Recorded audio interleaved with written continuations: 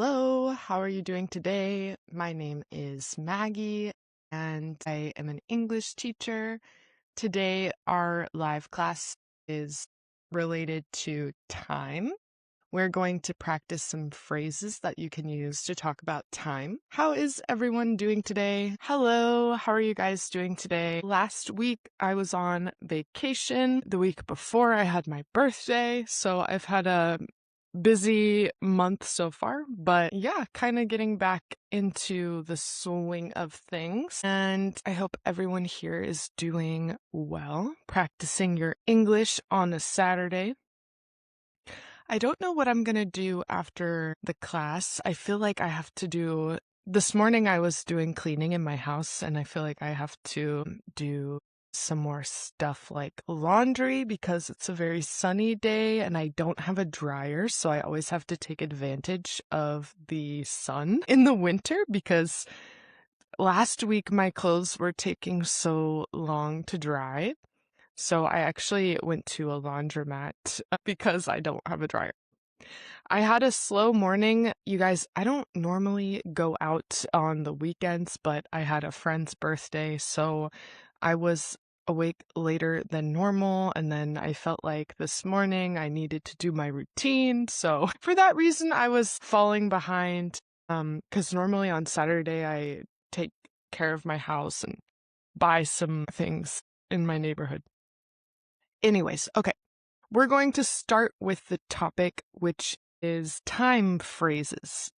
So I want you to think of what are the different ways to talk about being late. We're going to go through different contexts and think of what phrases we can use related to that context. So what's another way to say, I am late? What is another way to say I am late? Of course, you can say I am late. That is totally fine. I will never say, don't say I am late, but there might be other more specific options depending on the situation. I am from Washington, D.C. in the United States. So, what are other ways to say I am late? Are there any that you use at work or in life? I can think of a few. I'm going to act out some visuals. There's one that involves this verb. I don't know if you guys can guess what verb I'm referring to. I am running late. Yes, I am running late. Yeah. You could say, thank you for waiting for me. Yeah, if you arrive somewhere late. I'm running out of time. Yeah, that's a good one too, especially if you're running late to complete a task. I'm delayed. I'm behind the clock. Yeah, both of those work. I'm delayed will definitely sound a bit more on the formal side compared to I'm behind the clock is more like idiomatic language. You could even say I'm racing against the clock. If the time is running out and you are trying to finish something in time, you could say I was racing against the clock also. Okay, any other phrases or ways to say that you are late? I was thinking another one is you could miss the deadline. Or fall behind a deadline. You could miss a deadline. I also had here, you could be behind schedule. If you start a task really with not that much time before the deadline, you could say, I cut it close. So, for example, here's an example. This is a real example. I was applying for my visa in Chile a couple weeks ago, and one of the documents I needed was my pension fund, but I didn't have the time to go to the office and I needed to go in person. So I went, but only like 1 or 2 days before my visa expired. So when I went to the office and the person saw that my date of expiration was like in 1 or 2 days, she obviously spoke to me in Spanish, but if she were an English speaker, she could say, Ooh, you are cutting it close. Ooh, you only have 2 days to finish this paperwork. You are cutting it close. So that is an example of telling someone that they don't have that much time. You are cutting it close. I had a setback. Yeah. That's another good way to say that you had some sort of obstacle or delay, a setback. And this is a great example. There are phrasal verbs that can be used as a noun when you say, I had a setback. Or if something caused you to be delayed, you could use it as a phrasal verb.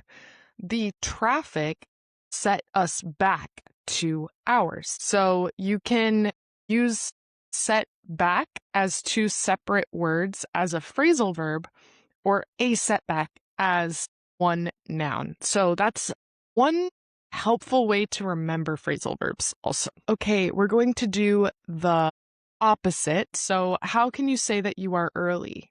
How can you say that you... I did get a haircut, yeah. My hair in the summer was getting very dry because the sun was like drying my hair a lot, so I got a haircut. And now it's very curly.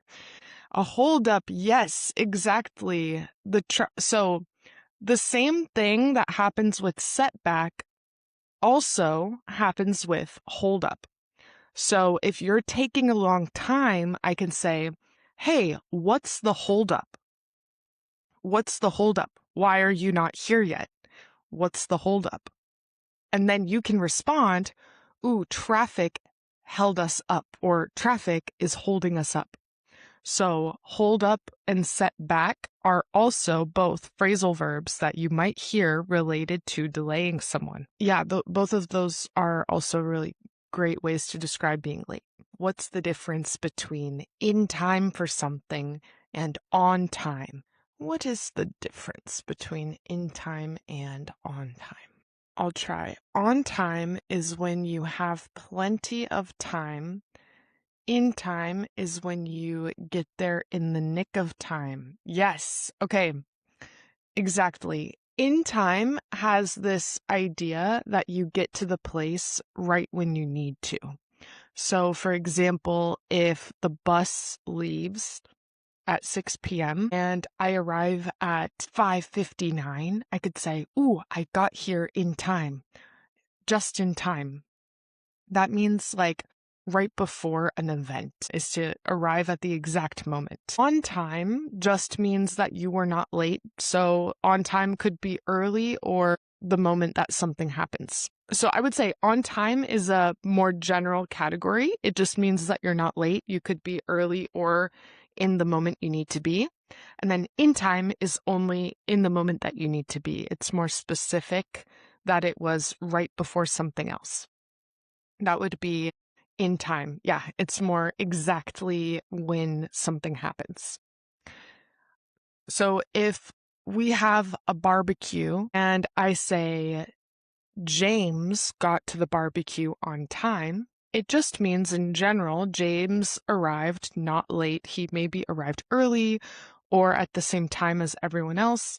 But if I say James got to the barbecue just in time, or in time to see the clown show, it's like he arrived at the exact moment that the clown show was starting. I don't know why you had a clown show at the barbecue, but okay, so we have ahead of schedule. We could say right on time. Other ways to say that someone is early. Any others? Ways to say that someone is early.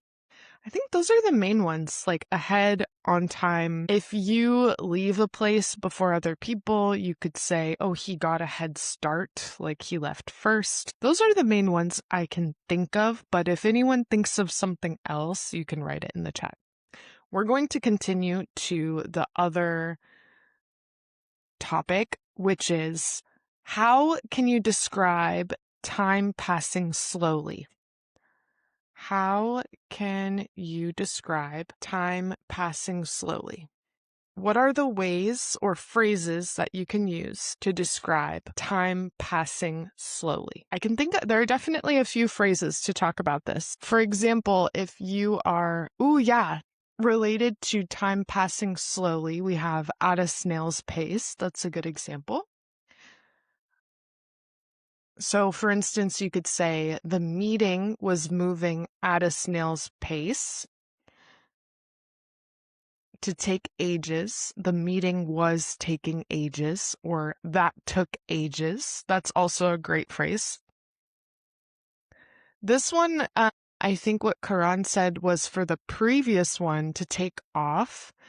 Yeah, if something, if someone leaves a place, especially quickly, you could say he took off. That's another way to say leaving a place. A snail is, okay, I'm going to try to describe a snail. I know the word in Spanish is caracol, but in case you don't know Spanish, it's like a insect, I think, that is mushy and wet, and it has that big shell on the back, and it's famous for being slow. So it's like an animal that is famous for being slow, and it has a big shell on its back, and the animal is kind of like wet and slimy and leaves a trail. So that's caracol, but for those of you that don't speak Spanish, I hope that my explanation was good for you. Maybe I could draw one. Here, I have a notebook. Let me see. Like this. This animal is a snail. So if you go at a snail's pace, that's very slow. I'm glad that you guys got my explanation. We don't say at a turtle's pace. That's not a common idiom. Like, people don't commonly say at a turtle's pace. It's more common to say at a snail's pace.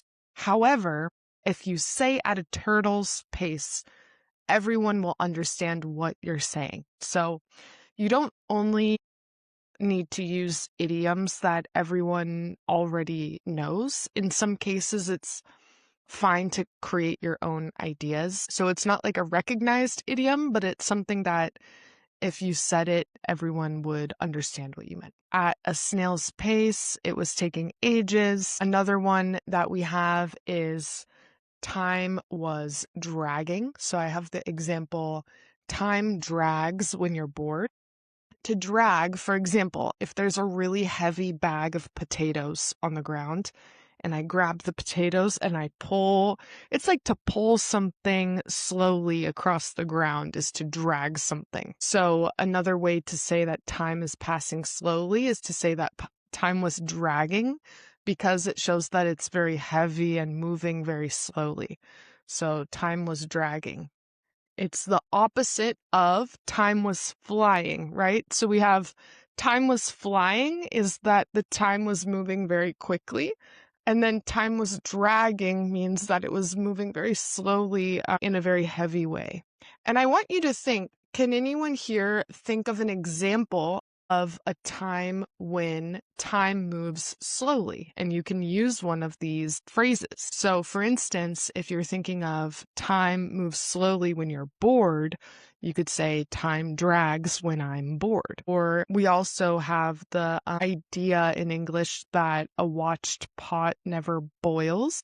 So if you're trying to boil water and you're watching the stove, then it's actually going to take longer or feel like it's taking longer because you're not distracting yourself. You're just waiting for the water to boil. So you could say that maybe time drags or it takes ages when I'm waiting for water to boil. Another expression that you could use is it felt like forever.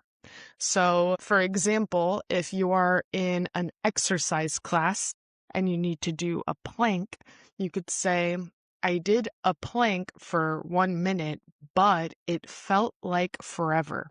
If something feels like forever, then it feels like obviously a very long time. It felt like forever. It felt like an eternity, for instance. You could say that too. I was watching the clock is another option. if something is very slow. Can you use it when you are expecting news? Yeah, I'm thinking in what situation. Definitely, you could say, for instance, like, I heard that my sister went to the hospital and I wanted to know if she was okay. So while I was waiting for her to respond to me, it felt like forever. You could definitely use it if you're in that time waiting period, waiting for someone to give you news. That's definitely a situation I think when that one would apply. Maybe not, I was watching the clock, unless you have a specific time in mind, like she was going to tell me the news at 2 p.m., so I was watching the clock. You could use it in that situation. Okay, we're going to go to the next one, which is time passing quickly. Phrases we can use to describe time passing quickly. And it's been ages more British than American. I think a little bit because they use that. British people use the word ages in like every conversation. They use it all the time. So it is very British. However, it's not unheard in American English. Like, you definitely will still hear people say it. We use kind of a combination. It's been forever is maybe the most common for American English. It's been forever. It's been ages. It's been so long. Whereas I find that British people use the word ages like so much. Yeah. So it's not, if you are speaking more with people from the US, like, it's still okay to use the word ages. But if you're speaking with British people, you should use it even more, is what I would say. Time flies. Yeah, time flies when you're having fun is the common phrase. What about, do any of you know how to say when you close your eyes and open them? Specifically related to closing your eyes and opening them and the situation is different or something is over. Like, if I go on vacation and then I close my eyes, and when I open my eyes, my vacation is over. Yes, exactly. So, for example, you could say, in the blink of an eye. Yeah, my vacation went by in the blink of an eye. Remember that we also use a lot. I find that, like, yes, we can use the verb pass with time in English, but it's very, very common instead to also use go by. So the most common would be time went by in the blink of an eye. Yeah, to lose track of time, that's an interesting one because it has like an added feeling that, yes, time went by quickly, and also maybe you were enjoying what you were doing, or you were so focused that you didn't notice that the time went by quickly. So, for example, if any of you start your work day in the morning and then at noon, you're like, oh my God, I was so focused on responding to all of my emails. I lost track of time, and now it's already noon and I still haven't done my other task. So, especially if you're focused on something and the time goes by quickly, then you could use that phrase. Yeah, I go live on Instagram only on Saturdays, and then I go live on TikTok on Tuesdays in the evening. So Tuesdays I didn't go live last week because I was on vacation, but Tuesdays at around like 9 p.m. Chile time, and then around 11 a.m. on Saturdays on Instagram. The clock is ticking. Can you use it when you have little time? Yeah, exactly. So you could also say the clock is ticking if, I don't know, imagine that you're talking to a coworker and you say, you really need to finish the task today. The clock is ticking. So it's like you could use it to warn someone that you have little time. You definitely could say that, or even just tick, tick. But yeah, the clock is ticking to say you don't have that much time. Someone asked earlier, about the drop of a hat. So the drop of a hat is also used to talk about doing something immediately without delay, hesitation, or planning. It's someone's willingness or readiness to do something instantly. So, for example, you could say, we can leave for the beach at the drop of a hat. So, like, as soon as you want to, you can just drop your hat, and as soon as you do that, we will leave for the beach. It's like, I'm very willing to do something immediately. You could also use it for overreaction. So, if something happens, like someone gets angry in a really quick way in very easy situations, you could say, for instance, he gets angry at the drop of a hat. So, like, not really that much needs to happen. It could be a very small situation, and he gets angry, like, at the snap of fingers, like, at the drop of a hat. So, instantly, the spur of the moment, that would be how to use it. And I would say it has those common uses, either a spontaneous action, like something that you would do immediately, or it could also be something that happens really quickly, like someone overreacting. I'll write that here, at the drop of a hat. So, like, if someone drops their hat and gravity brings it to the ground, yeah, at the drop of a hat. But of course, when you hear someone say this, because of and a, like these short words, it's very common to hear people reduce these in reduced speech. They probably will not say at the drop of a hat. They'll say at the drop of a, drop of a, drop of a, at the drop of a hat, at the drop of a hat. So you'll hear people often when there's of and a, of a, and they'll kind of like add that to the word before. Okay, so we have another common phrase. If something, for example, you can say before you know it is another way to say that something, happens very quickly. This would be good if you go with your child to get a shot, like a flu vaccine, and your child is like, no, I don't want a needle in my arm. I'm scared of needles. I don't want a shot. You might hear the nurse say, don't worry, it will be over before you know it. So, like, it will be over so quickly that you won't even realize. It will be over before you know it is a good phrase. Or it will be over in no time. Before you know it, in no time. These are both like to say very quickly. What are other ways to say that something happens sometimes, like to talk about frequency? This is the last set of phrases that I'll ask you guys, and then I'll open it up if you have other questions. So, what are other ways to talk about frequency? So, like sometimes, often, etc. Once in a blue moon. Yes, exactly. Every now and then. So, every now and then is great. This is like a synonym for sometimes.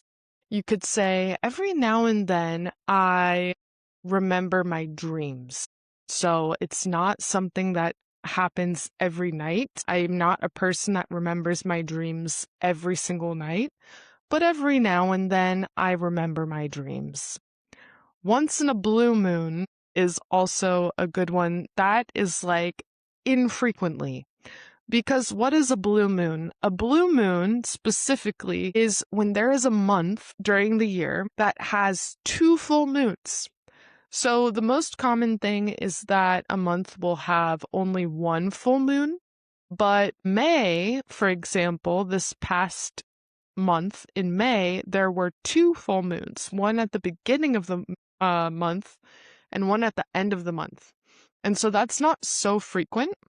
So people will say it happens every once in a blue moon. Once upon a time is like how to start a storybook.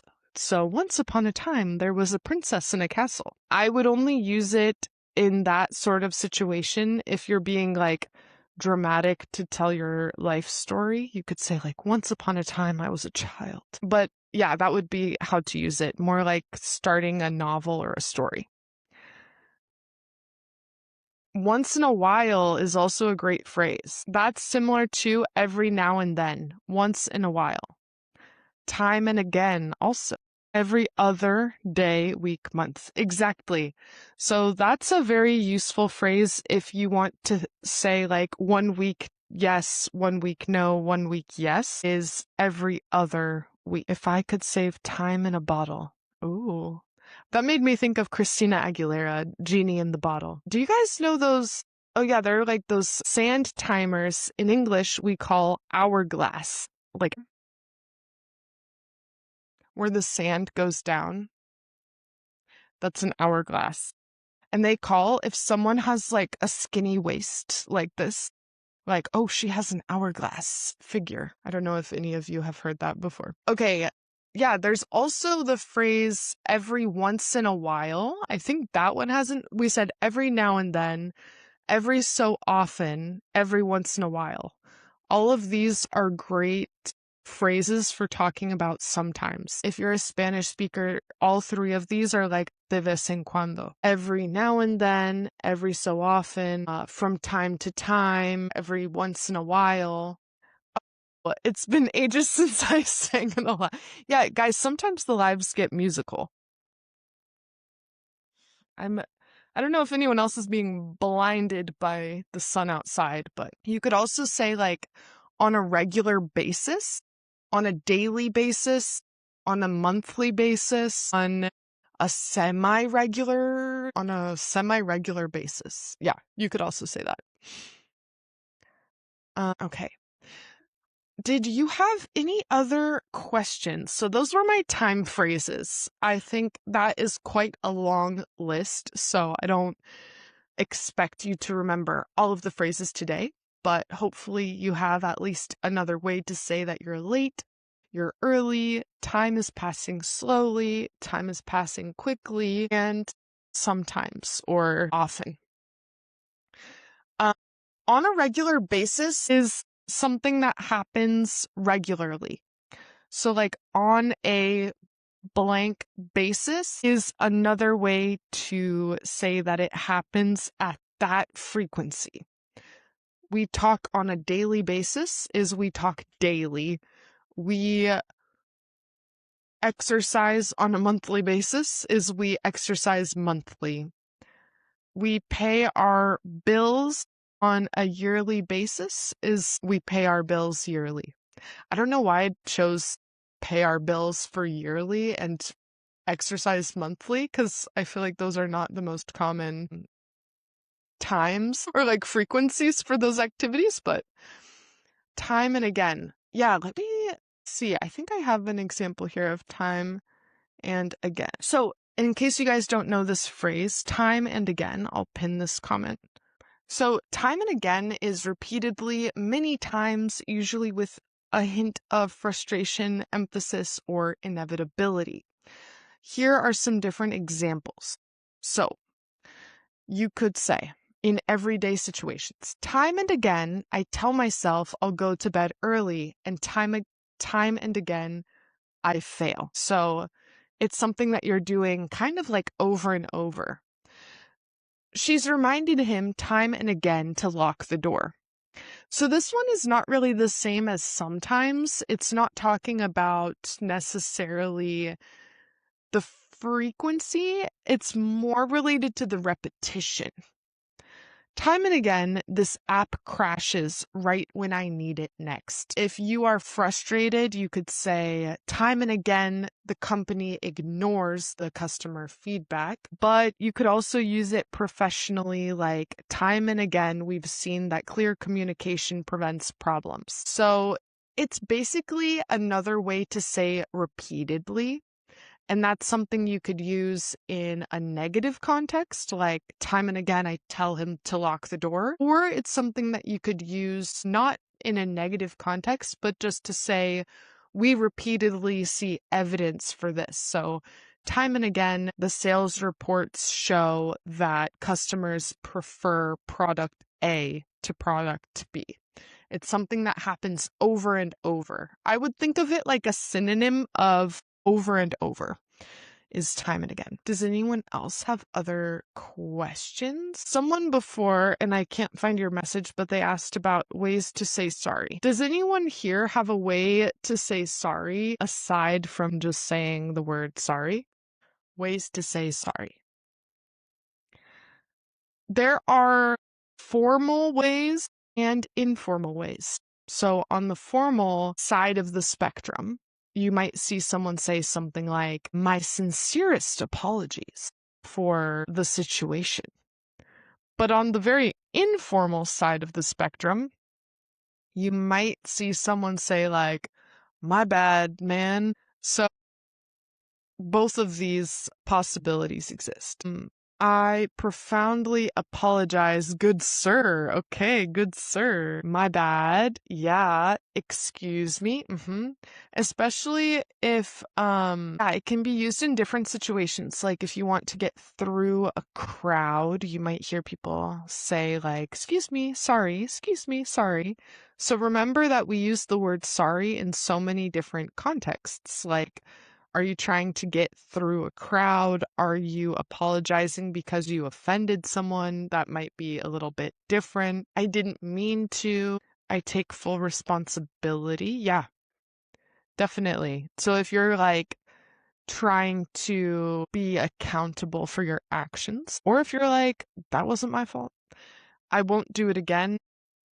One important thing to remember that people get confused with is this, the pronunciation, okay?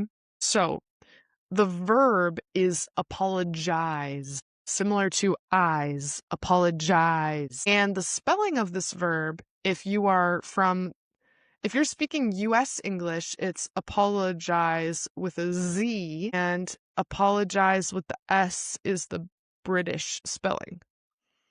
Apologize. So that's the verb. If you have the Z, it's US English. The S is British English. Do not get that mixed up with the pronunciation of this word.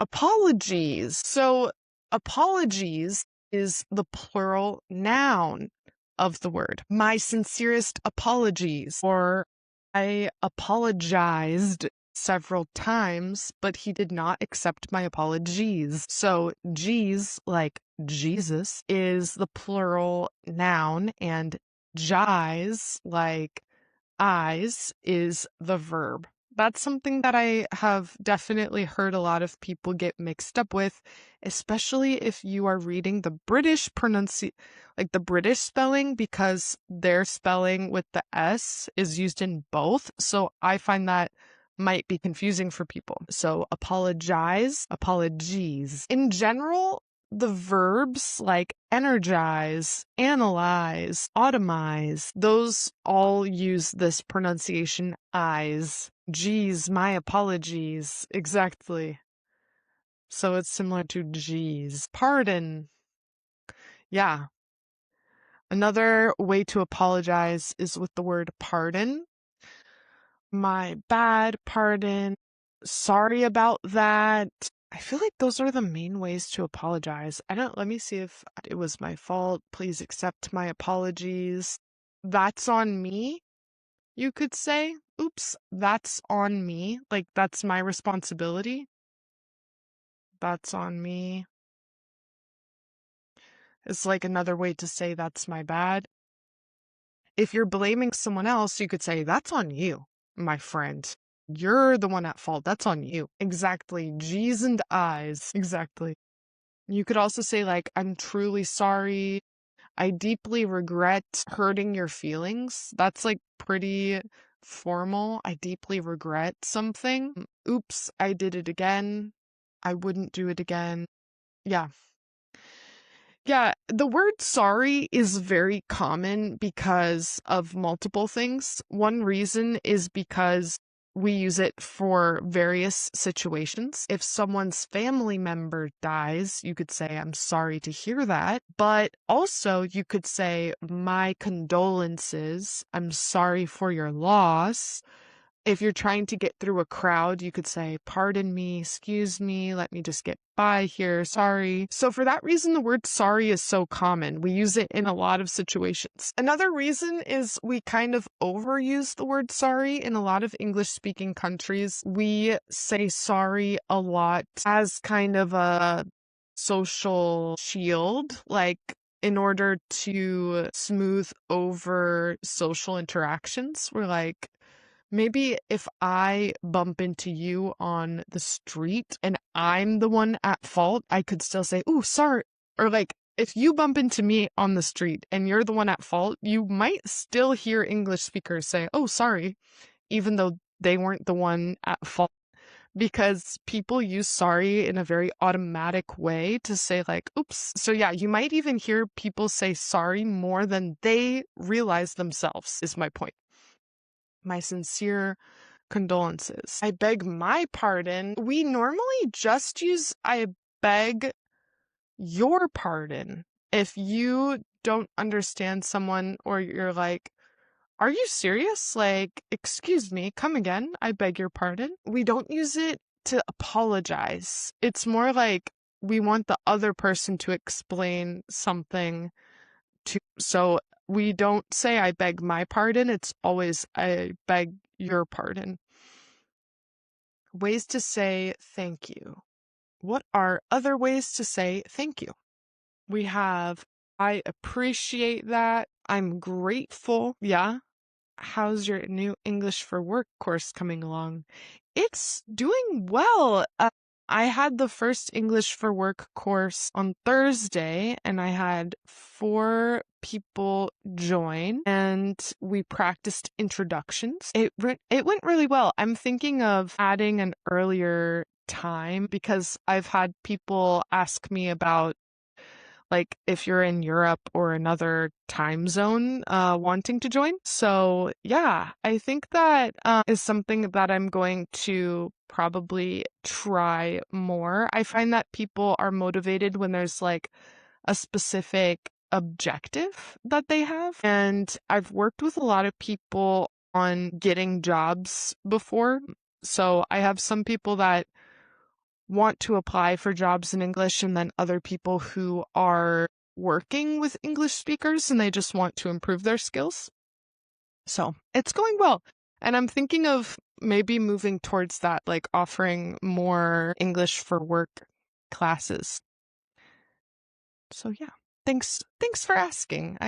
Yeah, I like having a goal-oriented class. Obviously, different people have different professions too, so it's also cool because whenever I work with students from different professions, I also learn a lot about their work because I don't know if I have a student who's a doctor or a software engineer, like those are areas that I don't really know about. So obviously I look up the vocabulary to make sure that we know the word, but it's cool because I'm like, how about you explain that to me? Clara Marta said, my problem is listening. So if any of you have a problem with listening, that is very normal. It's not because you have a lack of ability. It's actually because you need to practice more. The people that continue to practice their listening in an effective way always get better at listening. Unless you have like a condition that makes it so that you can't hear well. If you feel like you're bad at listening, it always is related to a lack of practice. But it's important to find materials that will help you learn effectively. So the ideal level for you to listen to something, it's something called comprehensible input. That means finding materials or content that you can understand maybe like 80% of. So you want something that's not so easy. It's like baby English, like, hello, my name is Maggie. That was my Elmo impersonation. Because that's not going to help you. But you don't want to go immediately to something that's so fast that you can't understand anything, because that will be very frustrating.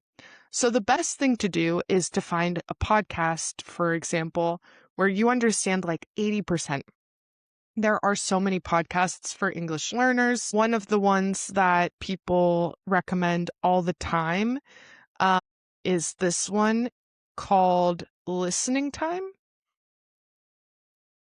My Instagram is being very freezy today. Listening Time is a good one. He speaks very slowly. Also, I have a lot of podcast episodes. I have like 40 or 50 episodes on Spotify and YouTube. If you understand my English when I speak like 80%, then that would be a great resource for you. And over time, what will happen is when it starts to get easy to understand, like you start to understand everything, the podcast will be boring when you find it to be too easy. And that is your sign that it's time to move on and find something a little faster. And when you do that, you can do that until you feel like you are able to listen to a podcast with English speakers speaking fluently. So that's my advice. Your sign when something is like, oh, this is a little too easy and slow. That is your signal to move to something a little bit more advanced. So that is what I would do. Personally, that's how I trained my listening also in Spanish. I started with the podcast Coffee Break Spanish, and then I started listening to Radio Ambulante, which was like a more kind of news podcast. And then I was able with time to listen to more like conversational podcasts, which probably for all of you, the most complicated ones are going to be the conversational podcasts. Also, thank you guys for your messages. I'm seeing them now because conversational podcasts are so fast and people use a lot of references and it's like really complicated. So that will probably be the hardest. But another option that I think is really good too is practice your English with interviews, because what happens is the interviewer asks questions in a clear way, and then the person responding to the questions, think about like Jimmy Fallon or Jimmy Kimmel or like these talk shows, they respond with stories. So that's also a good way to get used to listening to people speaking, because you have the combination of the clear English and then the more natural, faster English. Also, another thing, if listening is difficult for you, another thing that could help is like if you go on YouTube and find these videos, for example, Jimmy Kimmel, Jimmy Fallon, they're kind of shorter compared to if you're watching like an entire movie in English is a lot.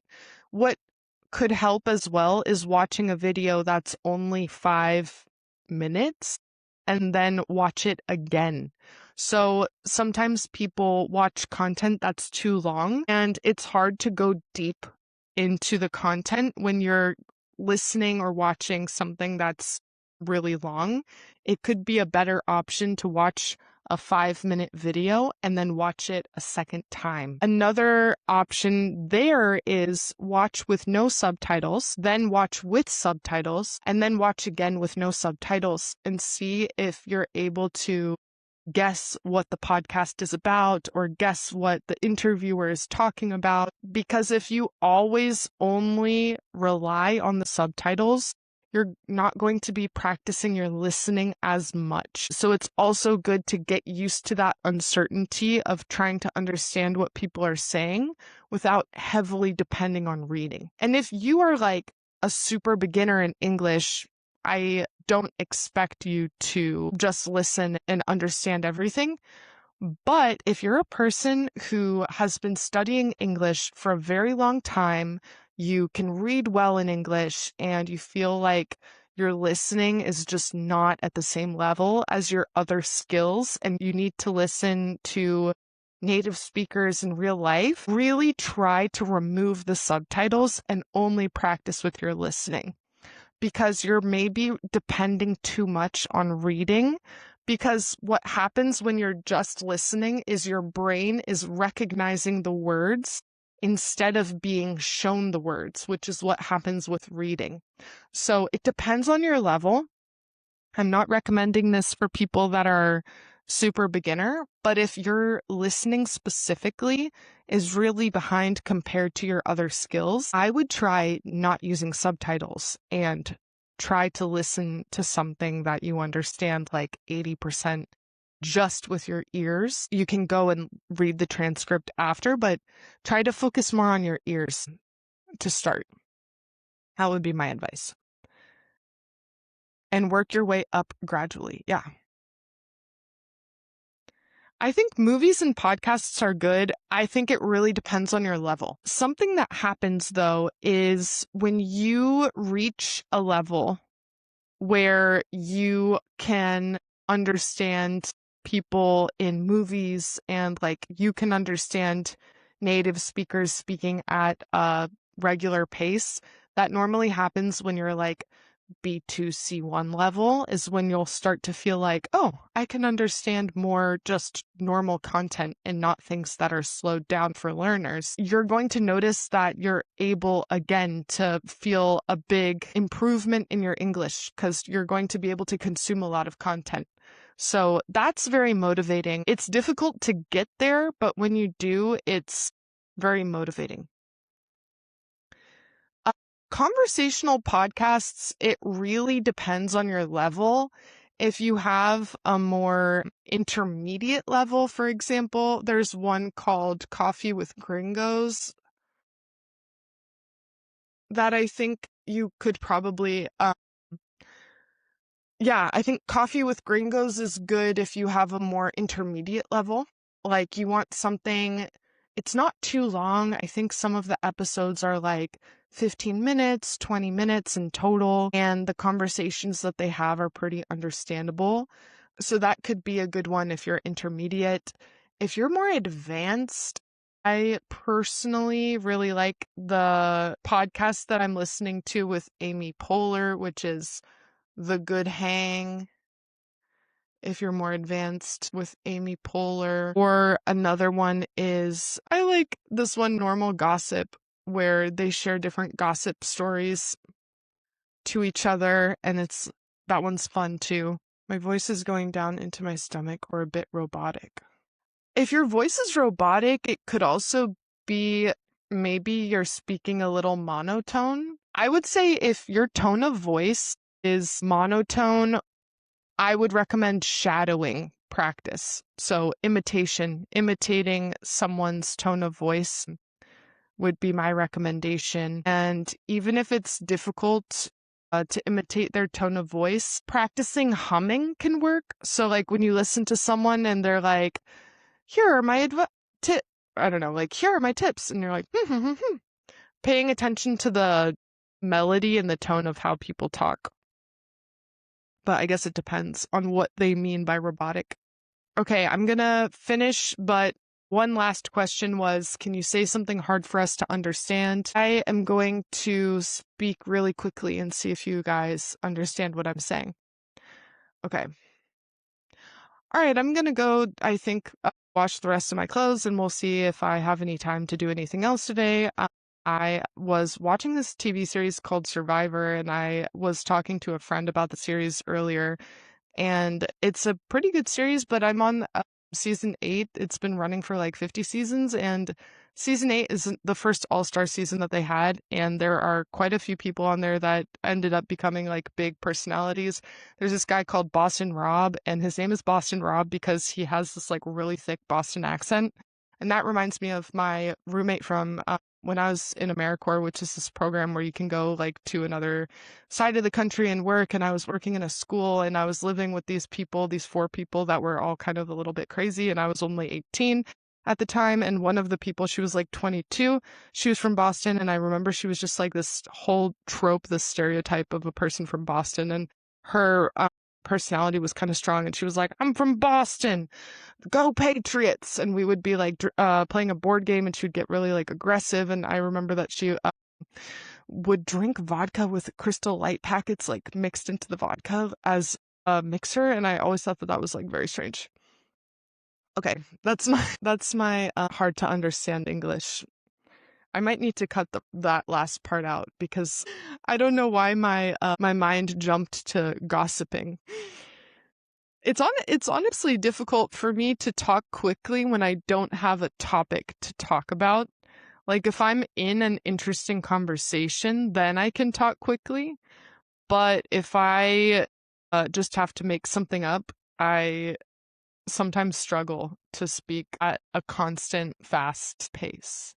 That's something that Chileans are very good at. All right, guys, I have to go. I have a lot of things to do this weekend, but I hope you have a good rest of your day. Thank you for joining, for your questions, and take care. I will be going live next Saturday at 11 a.m., and I'll have another topic to go over.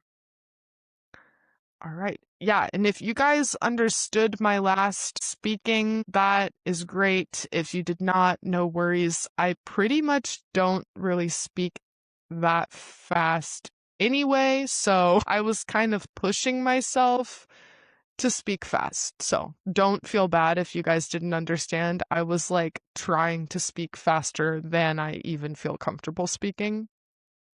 So have a good rest of your day. Take care, everyone. Bye bye.